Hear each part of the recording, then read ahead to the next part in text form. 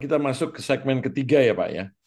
Nah, kita akan berbicara tentang faktor-faktor keberhasilan, mungkin juga faktor-faktor kegagalan. Tapi yang pertama juga menurut Bapak nih yang sudah berkecimpung di bidang fintech sangat lama, apa faktor-faktor kunci yang berkontribusi pada keberhasilan perusahaan fintech di Indonesia, Pak? Ada tiga faktor saya kira, Pak Roy. Pertama, menjawab demand dari masyarakat itu sendiri, gitu ya. Kebutuhan dari masyarakatnya. Jadi kayak tadi misalkan dompet digital itu muncul ketika orang susah cari receh, gitu ya, cari kembalian, lalu kemudian dompet ketinggalan, eh, apa susah eh, nggak bisa harus minjem teman, gitu ya. Kemudian muncul dompet digital dari akhirnya masyarakat sadar, ya ternyata lebih gampang ya hidupnya dengan adanya dompet digital. Begitu juga dengan peer-to-peer lending, gitu ya. Ke bank susah mereka, karena mereka nggak punya kolateral, gitu ya, atau secara fisik juga aksesibilitasnya terbatas, gitu ya, dan kemudian ada syarat administratif yang menjadikan proses pinjaman itu jadi lama, gitu ya, lalu kemudian dengan fintech bisa dijawab dalam kurang dari 24 jam. Jadi kebutuhan, menjawab kebutuhan itu jadi faktor pertama yang menyebabkan apa ya, bisa dibilang adopsi dari fintech ini cukup tinggi. Kemudian yang kedua, gitu ya, faktor yang juga berkontribusi adalah dari sisi kolaborasi tadi, gitu ya, kolaborasi dengan ekosistem, gitu. Karena fintech tentu tidak bisa berjalan sendiri, gitu ya. Mayoritas di anggota kami misalkan juga 60% itu adalah startup, gitu. Jadi memang fintech-fintech kecil, dari sisi employment juga masih di bawah 30 orang, gitu ya. Lalu kemudian dari sisi permodalan bahkan banyak di antara mereka masih bootstrapping, gitu, atau modal sendiri, dan kemudian sebagian besarnya lagi itu adalah seed dan pre-seed, gitu. Jadi yang udah series A ke atas itu masih terbatas sebenarnya, gitu, bisa di hitung dengan jari tangan dan jari kaki lah, gitu. Nah, jadi kolaborasi itu penting, gitu, untuk juga melihat bagaimana fintech ini bisa berjalan dengan adanya efisiensi, gitu. Dan kolaborasi ini berjalan dengan sangat sangat baik, gitu ya. Tadi dengan bank, membantu terutama bank-bank kecil, mungkin KBMI yang di bawah, gitu ya. Lalu kemudian dengan Bank BPR, gitu ya, yang banyak juga berkolaborasi dengan fintech. Eh, dan juga dengan layanan seperti investasi, gitu ya. Kalau dulu harus nyari manajer investasi, gitu ya. Skala investasinya juga biasanya dimulai dari 25 juta, gitu, 10 juta. Sekarang dengan 10.000 udah bisa beli reksadana, gitu. Dan jadi lebih ini lagi, lebih mudah dan murah juga, gitu. Dengan asuransi pun seperti itu, gitu ya. Dulu mungkin agen harus nyari agen, gitu, kemudian biaya dengan agennya juga cukup tinggi, gitu. Bahkan sekarang melayani seperti pemerintah, gitu ya, penjualan SBN, obligasi, gitu. Itu kolaborasi jadi faktor yang sangat penting dalam eh, meningkatkan atau eh, me- meningkatkan keberhasilan tingkat keberhasilan dari fintech ini di industri. Dan yang ketiga itu adanya rasa kepercayaan, gitu. Balik lagi, trust itu sangat penting. Jadi eh, bagaimana eh, fintech ini juga tidak hanya memberikan layanan, tetapi juga mengedukasi masyarakat, mengedukasi penggunanya, gitu. Jadi kami di asosiasi itu, karena tadi member-member kami itu banyak kan fintech kecil, gitu ya. Mereka kapasitas dan kapabilitasnya juga terbatas. Jadi kalau kami di asosiasi itu sering bikin acara bareng-bareng, Pak Budi, gitu. Jadi roadshow ke beberapa daerah, gitu. Barang. Ya kebareng. Jadi misalkan dalam satu tempat, gitu ya, itu bisa mempromosikan 5 jenis inovasi yang berbeda-beda, gitu. Jadi eh, kami pernah ke Batam, pernah ke Samarinda, tentu di daerah Jawa jelas pasti, gitu ya, Bandung, Jakarta, Jogja, Surabaya, gitu. Eh, dan kadang juga kami ikut juga dengan kegiatan-kegiatan bersama regulator, terutama OJK. eh, Mereka punya kegiatan namanya Forum Komunikasi Industri Jasa Keuangan atau FKIJK, eh, dan juga namanya Digital Financial Literacy atau DFL. Kemudian dengan Bank Indonesia dan Komdigi juga ada kegiatan untuk onboarding kris gitu ya, QR payment melalui telepon genggam di daerah 3T bahkan gitu. Hmm. Jadi di daerah-daerah terpencil juga diberikan edukasi gitu. Dan dengan seringnya edukasi seperti itu juga itu menumbuhkan tingkat kepercayaan. Karena tadi kan layanan digital tuh nggak ada fisiknya gitu ya. Ketika kita datengin apa konsumennya langsung tuh mereka tahu oh ternyata ada orangnya gitu, ada yang benar-benar bisa dilihat dan dipercaya gitu. Karena em, jadi kita selalu ada diskusi semacam kayak ironis gitu ya, Pak Roy, Pak Budi. Karena kita digital, tetapi untuk mengonboarding orang ke produk digital kita itu tetap harus tetap ketemu orangnya dulu gitu, Face biar time. orangnya percaya gitu. Karena kalau nggak, mereka juga ini yakin nggak nih orangnya apa produknya asli atau enggak, legal atau ilegal gitu. Jadi kita tetap harus datang ke daerah atau datang ke benar-benar ke tempat komunitas dan juga masyarakat. Dan untuk itu, kalau kami di Aptek juga eh, kerjasama selain tadi dengan regulator, itu dengan kampus-kampus, Pak Roy, Pak Budi. Jadi kita ada kegiatan namanya Infinity, Indonesia Fintech Youth Community. Saat ini Hmm. kita ada 10 kampus yang sudah kita kerjasamakan melalui MOU. Dan di situ kita kedatangan ke kampusnya memberikan edukasi kepada masyarakat, kepada mahasiswa gitu ya. Karena mahasiswa kan kadang kita anggapnya mungkin yang eh, lebih literasi, tech savvy, tapi banyak juga mahasiswa yang kena investasi bodong juga karena emosionalnya tinggi gitu ya. Atau Ya. mereka nggak paham resikonya gitu, sehingga eh, apa orangnya konservatif, tapi karena ngelihat temennya investasi yang agresif ikutan apa rugi, terus mereka jadi melihatnya kecewa. Dan di sisi lain mungkin juga yang penting bagi kami itu training of trainers untuk dosen-dosennya juga Pak Budi Paroy. Hmm. Karena harapannya kan dosen juga tuh memberikan edukasi yang benar gitu ya Ya. kepada mahasiswanya. Jadi satu angkatan, satu kampus itu juga nanti dapat edukasi yang baik. Karena masih banyak juga nih kalau kami ke lapangan tuh dosen taunya juga fintech itu ya tadi pinjaman daring gitu atau pinjaman peer-to-peer lending gitu. Padahal fintech itu banyak banget apa inovasi ragam dan jenisnya. Ya. Ya. Baik, terima kasih Pak Aris. Ya, ini memang kelihatannya kita juga perlu banyak belajar nih Pak. Karena memang selama ini yang kita ketahui kan hanya Pindar, dompet digital Pak ya. Kemudian ada investasi lah, investasi daring ya. Nah, ini yang kemudian berapa waktu lalu menjadi dalam tanda kutip masalah nih Pak. Karena memang ya kita tahu tidak semua perusahaan fintech itu berhasil Pak ya. Kalau kita ikuti misalnya di berbagai media elektronik Pak, sepanjang tahun 2024 aja, itu ada dua perusahaan fintech yang dicabut izinnya oleh OJK. Dan ada dua perusahaan fintech lainnya yang mengembalikan izinnya ke OJK Pak. Nah ini sebetulnya apa yang terjadi Pak ya? Apa pelajaran berharga yang dapat dipetik dari kegagalan perusahaan-perusahaan fintech ini dan apa yang masyarakat perlu cermati? Supaya mereka nggak jadi korban gitu Pak. Duitnya dibawa kabur gitu ya. Uang yang disimpan di sana tidak bisa diambil atau hilang gitu Pak. Nah ini apa kira-kira Pak yang bisa Bapak sampaikan terkait hal ini? Ya, pertama mungkin saya lihat ada dua faktor nih Pak Budi. Pertama itu dari sisi risk management yang lemah dari si pelaku fintech itu gitu ya. Mungkin dalam hal ini saya lebih mengerucut kepada peer-to-peer lending gitu. Karena tadi Pak Budi menyontohkannya dua perusahaan yang dicabut di peer-to-peer lending di tahun 2024 kemarin dan sebenarnya ada banyak juga yang sebelumnya dicabut gitu ya di tahun 2023 dan 2022. Nah, manajemen risiko yang lemah ini ada, saya juga melihatnya ada dua faktor. Ada yang by design gitu ya, dan kemudian ada yang memang secara perhitungan mungkin salah gitu ya. By design misalkan contohnya ada beberapa peer-to-peer lending eh, yang hanya fokus pada sektor tertentu, misalkan agrikultur.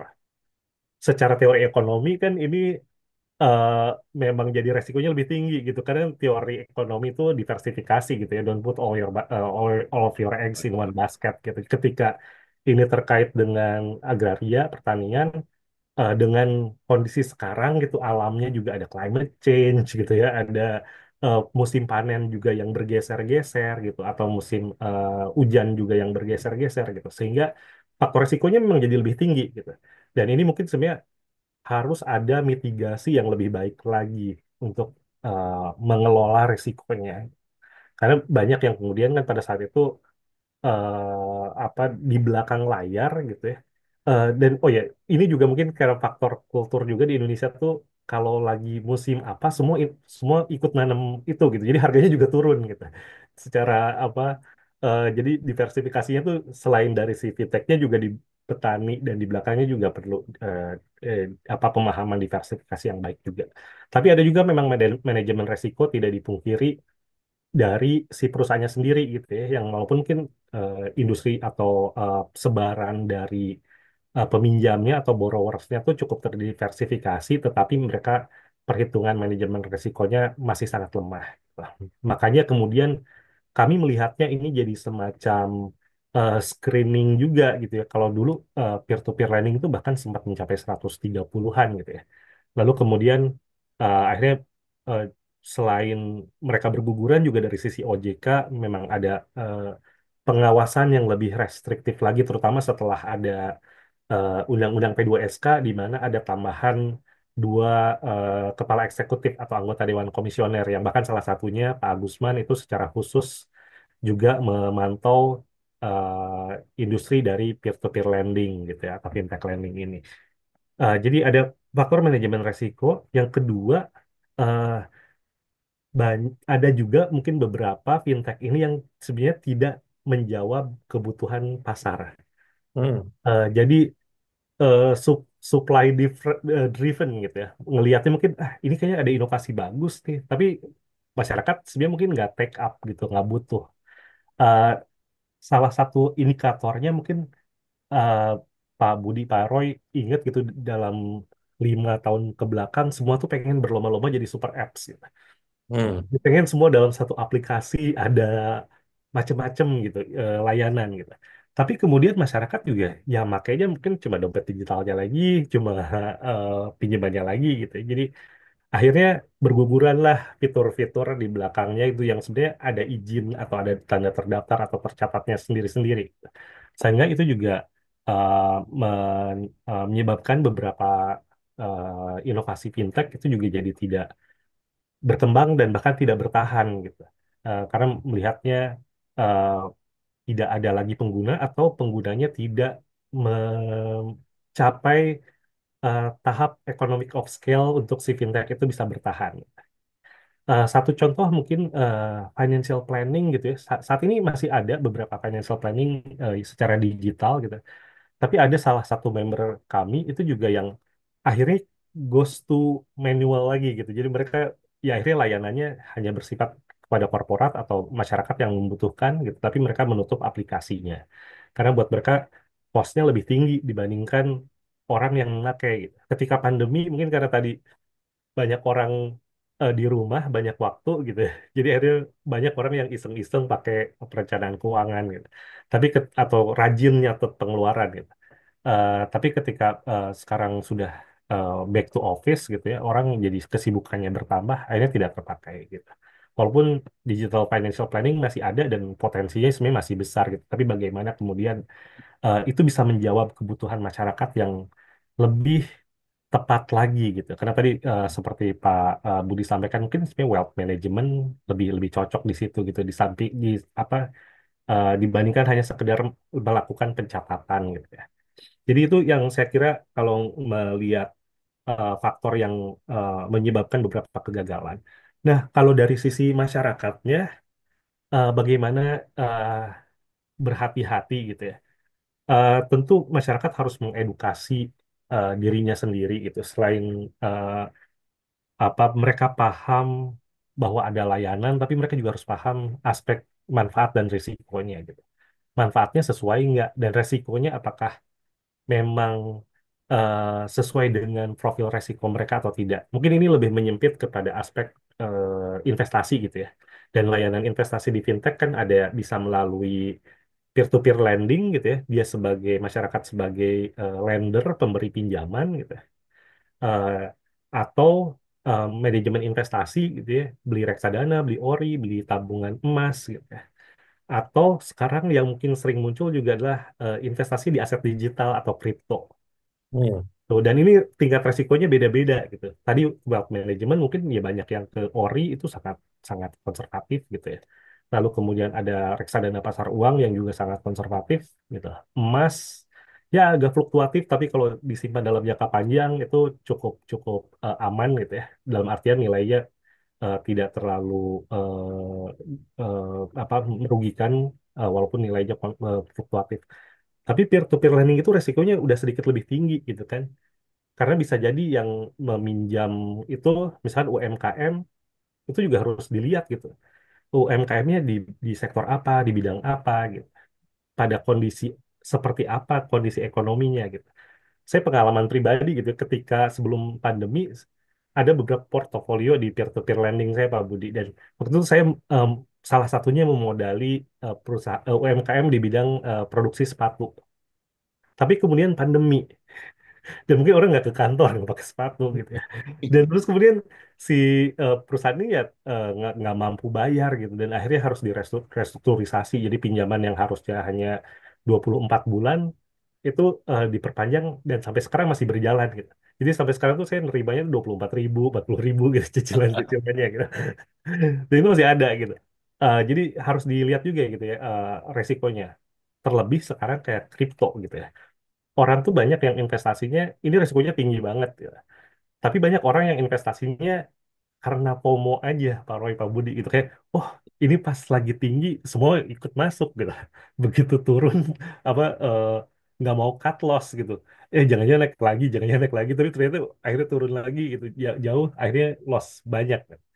Nah, ini juga yang tidak disadari oleh masyarakat gitu. Jadi penting sekali mengedukasi gitu. Jangan cuma ikut kata influencer, jangan cuma ikut kata temen gitu. Tapi benar-benar kayak ini saya resikonya, profil resikonya seperti apa. Ini uang dingin apa uang panas gitu ya. Jangan sampai kalau mahasiswa, misalkan di sini ada teman-teman mahasiswa yang nonton, jangan sampai uang jajan dari orang tua atau buat biaya semesteran disimpan ke kripto gitu. Jangan Buat sampai gitu. kos.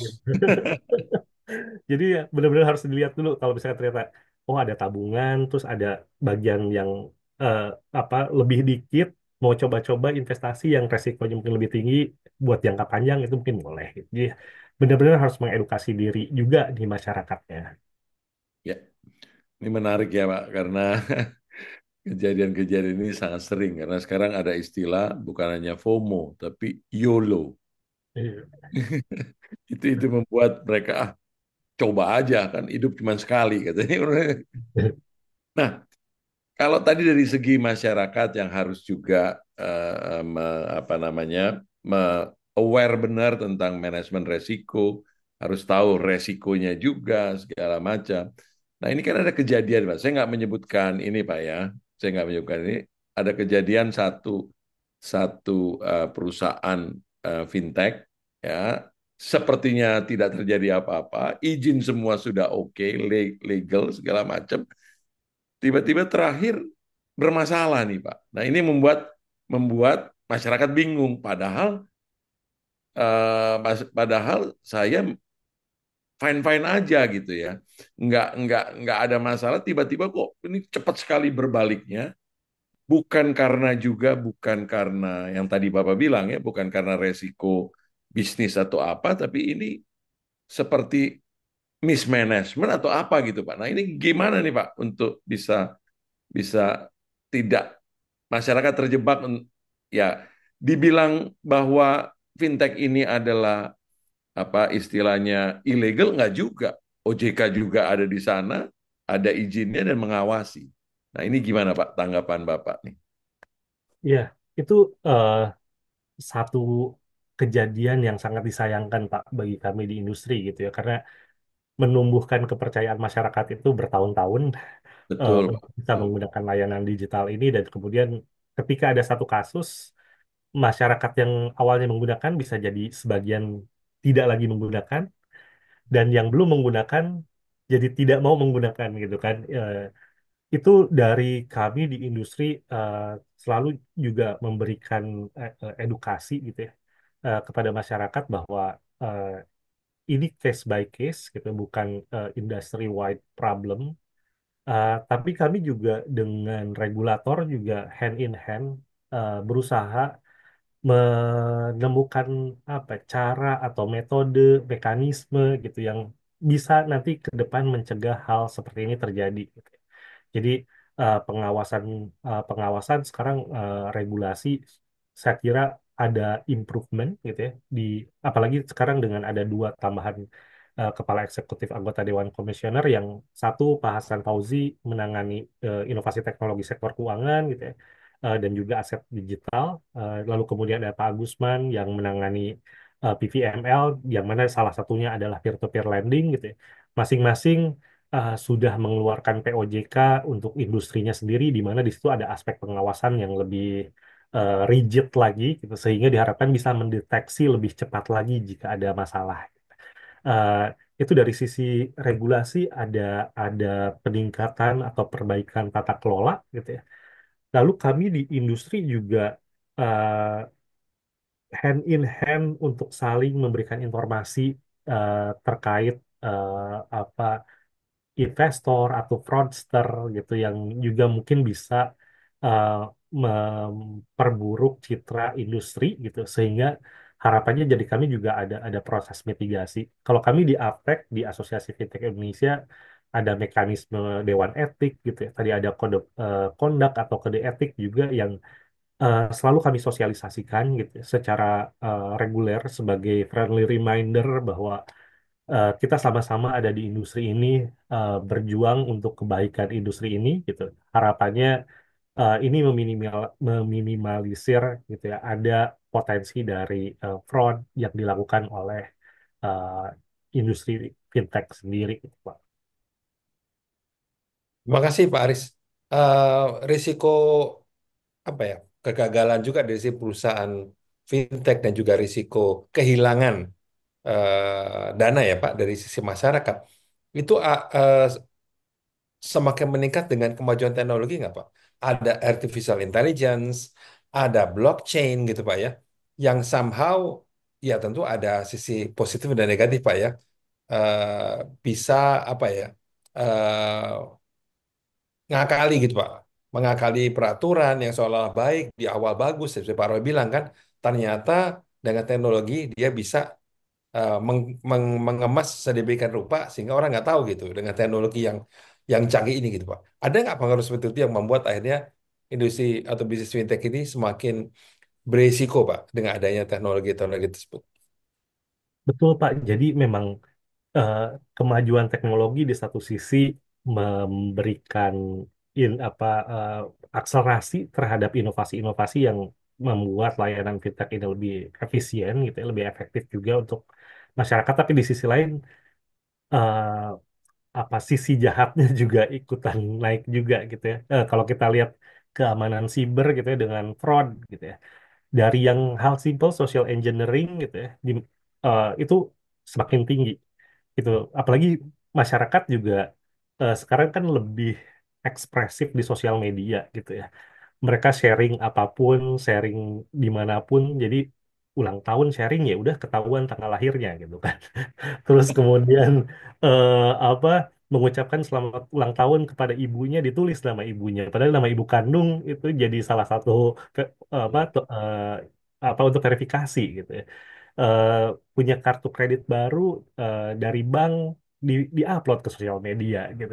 Jadi ya semua bisa dilihat dan akhirnya fraudster atau scammer ini bisa bisa juga lebih eh, mudah gitu ya. Apalagi dibantu dengan artificial intelligence yang mungkin dulu pakai orang harus ngecek satu-satu, sekarang ya masif aja gitu. Fotonya dikumpulin pakai OCR gitu, teknologi yang sekarang kan capture foto gitu. Mungkin ada di handphone bapak-bapak juga, tinggal linkerin, udah bisa jadi teks gitu kan. Jadi itu juga eh, membuat resiko juga meningkat gitu dari sisi keamanan siber. Belum lagi hal yang sifatnya lebih canggih gitu ya. Tadi artificial intelligence juga ada sekarang mekanisme apa deepfake gitu. Jadi saya misalkan gitu ya, dengan teknologi tertentu bisa nih pakai mukanya Pak Roy atau Pak Budi untuk verifikasi ke banknya Pak Roy atau ke banknya Pak Budi gitu ya. Jadi apalagi sekarang kan juga layanan ada beberapa customer service yang juga sifatnya kan video call gitu ya. Eh, itu sekarang udah ada Pak yang fraudster seperti itu. Dan untuk memitigasi dan mengatasinya ya harus di battle lagi dengan artificial intelligence gitu. Jadi di beberapa anggota kami juga salah satu model bisnisnya adalah RegTech gitu ya. Lalu kemudian eKYC yang juga menggunakan apa artificial intelligence dan teknologi untuk melakukan verifikasi identitas. Jadi benar nggak sih Pak Roy ini beneran Pak Roy gitu ya ketika melakukan verifikasi ke perbankan ataupun ke fintech gitu. Itu bisa dilihat dari tekstur mukanya gitu ya. Lalu kemudian kadang kan Bapak suka diminta tengok kanan, tengok kiri gitu ya. Itu tujuannya juga untuk melakukan verifikasi. Dan harapannya hal-hal seperti ini juga bisa diminimalisir gitu. Tapi ini tetap harus kita kita perbarui juga teknologinya. Dan satu lagi mungkin di sisi lain subtek atau supervisory teknologi dari regulator pun harus ditingkatkan juga gitu ya. Eh, eh, OJK sekarang sudah memiliki Indonesia Anti Scam Center yang harapannya nanti bisa juga memperbanyak database scammer-scammer dan juga fraudster sehingga industri jasa keuangan juga bisa melihat blacklistnya gitu ya siapa saja yang bisa dihindari.